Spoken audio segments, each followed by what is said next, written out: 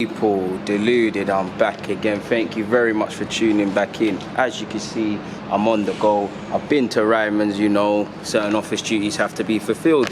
But got a little bit of video content, so I thought, why waste time, man? I don't know when I'm going to have an opportunity to speak about this. And weirdly enough, a couple of you like my outdoor vids, so I might as well just get it off my chest, really. First, I want to speak about Maitland Niles. I've already, at this point, you should see the other vid. I'm somewhat milking Maitland Niles' comments because I've got some more thoughts on it.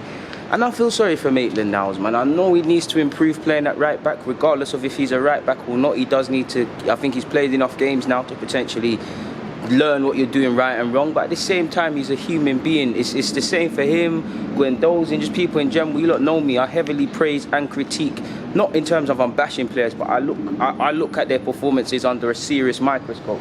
But we need to remember these players are human at the end of the day, and it takes time. And he's had some comments, and for me, I feel Arsenal fans can be a bit weird. I'm not saying you can't have constructive criticism of Maitland Niles, of Pepe, of Guendouzi, of Aubameyang and Lacazette. But for me, it borderlines on irrational. Again, I'm not talking about constructive criticism or just general pointers and just calling it what it is. I'm sure you've all seen people already drawing their conclusions on Pepe. Certain people don't like Lacazette, funny enough. Certain people expect more of Aubameyang. Away from looking at his performance. And obviously people look at Guendouzi and Maitland Niles. And again, on one hand, people look at them and see their young players. They're going to frustrate. They're going to have good, steady and terrible games. But others are already drawing conclusions. If you don't feel a player is good enough, it's cool. But it's just the constant bashing, especially for young players, and especially for young players that have come through our own academy. You've seen it with Iwobi and Joe Willock. Joe Willock's everybody's favourite now. Just the other day, he wasn't good enough. They're now saying it about Maitland Niles. And I think fans have to really look at themselves, man. Because at the end of the day, he's a man being shoehorned into that position, whether we believe he can improve there or not. He's doing his best for the team. Maitland Niles isn't going out there and playing poor on purpose, and I do think people overstate the poor performances. Against Watford, I keep it 100. I felt he was terrible, I said that, but I do think he's been alright there. Do I think he's naive at times? Do I think he switches off at times? Do I think he's unaware of tracking runners at times? Yes, he's not a right back by trade, but he should know these things, especially if you're a central midfielder like by trade, like he said, or as a wide man, you've still got to follow your runners.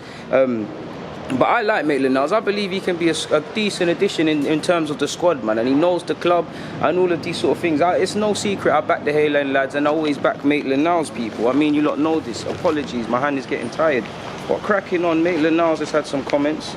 And he's gone on to say, he said he's not a defender. I've already told you that. He said, firstly, he admits he prefers to play in a back five due to the greater width it provides the team, but except the manager often changed to a diamond in the base as opposed based on the opposition. Sorry, I've muddled the ends of that, but basically he prefers to play in a wing back role. Obviously, his strengths are more attacking from a right back position. He's not a natural defender. He's not necessarily a good 1v1 defender. So he's got to improve at that aspect. So obviously playing in the wing back role, more of a license going forward. I think he's decent in the final third. And in terms of the final third, him and Bellerin are probably levels, or maybe potentially Maitland Niles betters him at that. Because I like Bellerin, but could I see some of the time? One thing I think they're very even on is they're in the final third. I think Maitland Niles pushes him on that.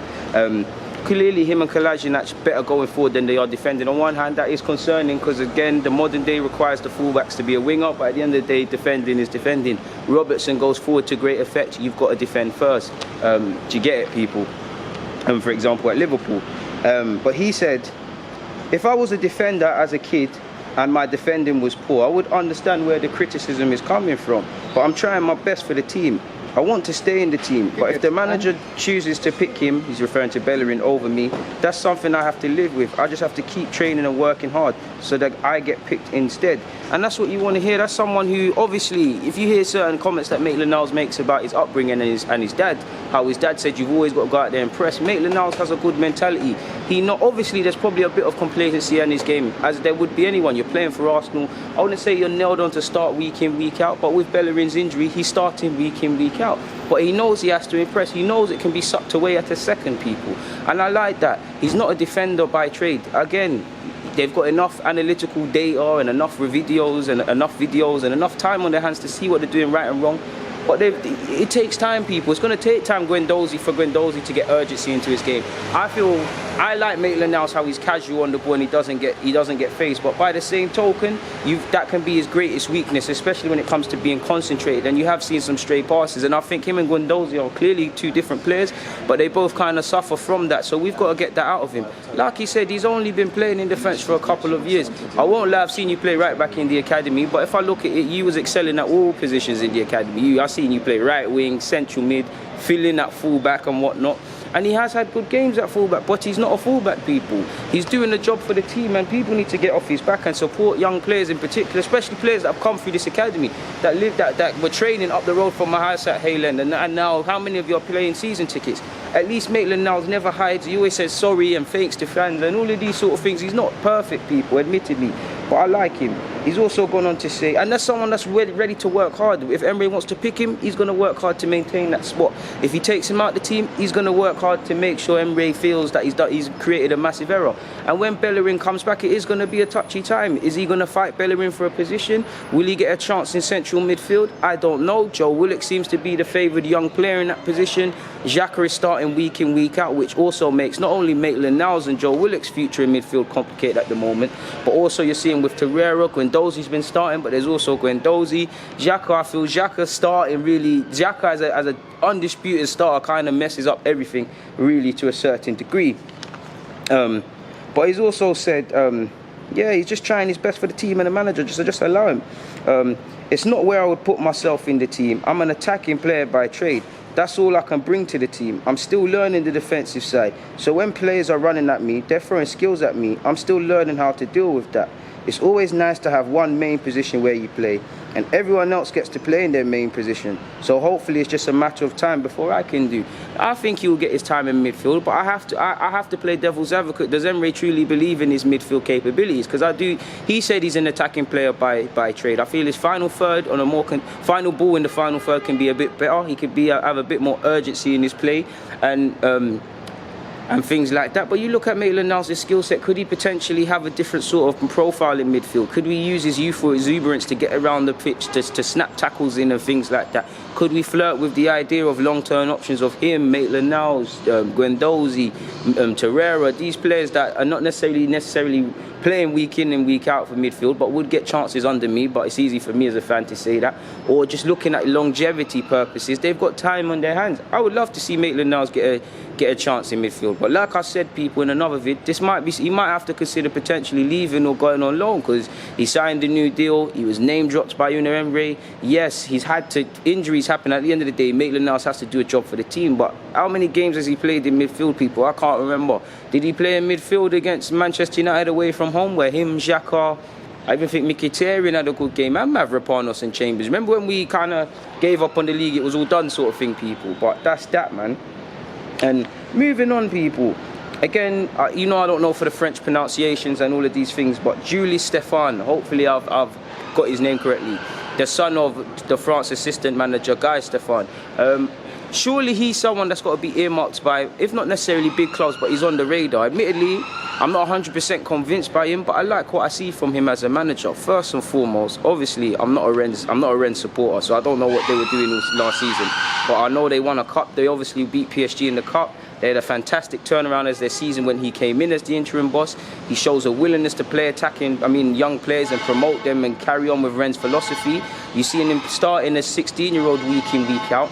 He can play a 4-2-3-1 and change his tactics when required. There's a fairly good progressive principle base of his philosophy, in my opinion, to get the ball forward. I really like him, and when I say charisma, I wouldn't necessarily say he's charismatic, but he strikes me as someone you can believe in. And he's also in his early 40s. He's been coaching since 26 or so when he retired. So he's someone that's been preparing for it. And I feel with the current landscape of managers in that, it's not really... previously, if he was in his 40s, he'd probably have to do a bit more of a trade at some other clubs before he gets a top job. Do you get it, people? It's normally you know what I'm talking about. Nowadays, it seems these young managers are being put in this position. Could he be someone to earmark long-term at Arsenal? I'm not too sure, but I like what I see from him, man. I think he's a good manager. He's very knowledgeable, he's very humble, and he's got a lot of energy, man. I really like him, man. Could he be a potential successor? I'm going to keep monitoring him so I can have more of a confirmation to give you a more definitive answer of such people if you want. But And finally, one of the players he actually manages at that club, Benjamin Bourigeaud, I cannot say that name, it's going to be in the description. He obviously played quite well against Arsenal, and he's 25. I know he can play on the flanks and he can play in a couple of midfield roles. He's very good technically, he's got a lot of energy. I don't feel he scores many free kicks. I think he scored 2 or 3 last year, but he's a fairly good free kick taker, good at set pieces. I like him as a footballer. He's 25 years of age. I would have thought, again, I'm not watching Rennes week in, week out. I watch what I can, but I would have thought he would be someone that could potentially get a move to a couple of Premier League clubs, maybe the Napolis, the Sevilles, these sort of teams like that. I really like him as a footballer. Could he be potentially someone to bring into the squad and help complement our squad? I'm not too sure. He is a bit slight of build, but he relishes the rough and tumble of the game. I really like him, man. His technical level is adequate. He's progressive. Obviously, he's a decent player, man. So that's all I wanted to do, speak about. I butchered their names, but Benjamin, Julien, and obviously Maitland Niles. I've provided some extended comments, but I've got to get back before I lose my role, people. Forgive me, I'm out. People, deluded, stay safe and all them things there. I'm out, God bless.